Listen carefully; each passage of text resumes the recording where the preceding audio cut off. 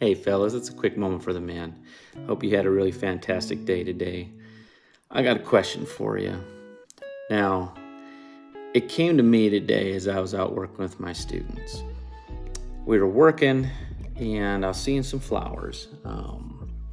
One of them is known as poison hemlock, the other one was known as Queen Anne's lace. Now, if I asked you guys if you could tell me the difference right off the bat, I'm not sure how many of you really could. Because I didn't quite understand either until I started taking some botany classes.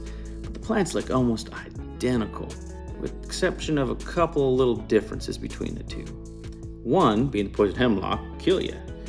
The other one, Queen Anne's lace, has some medicinal purposes. They're both beautiful flowers. They both have these beautiful green stalks on them, and the tops of them look absolutely identical. In fact, I believe they're both in the same family.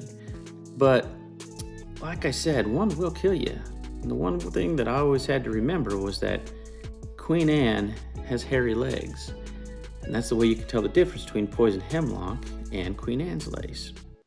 So with that little thought, it made me kind of think, am I teaching my students, am I teaching my nieces and nephews, or teaching children, the right way and the wrong way? Am I helping them to identify simple things to be able to make the right decisions and choices? When we look at our world today, where people are confused on even which bathroom to use or what they should actually be identifying themselves as or calling themselves, we see that there's a lot of confusion, a lot of distrust, and just a whole lot of contention amongst everyone because people aren't being taught right from wrong. They're being taught to do whatever they feel is right as opposed to what truly is right. And when we read the scriptures, we're taught right from wrong. We're taught the things that we should do. And as we look at those things and we read those things, how many of us truly stand up and actually try to share those things?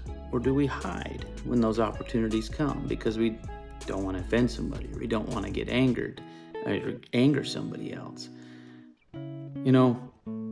I think it's really important for each and every one of us, tactfully, of course, to share that information, to teach those that are coming up and younger who might be confused about what's right and wrong.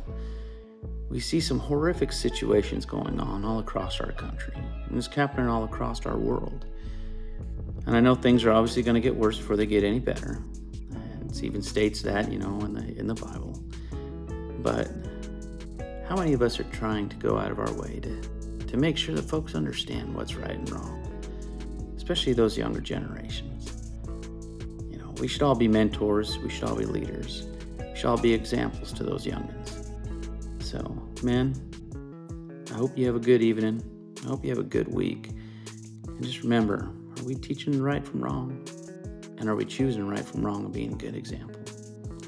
Well, that's your moment. Have a good one.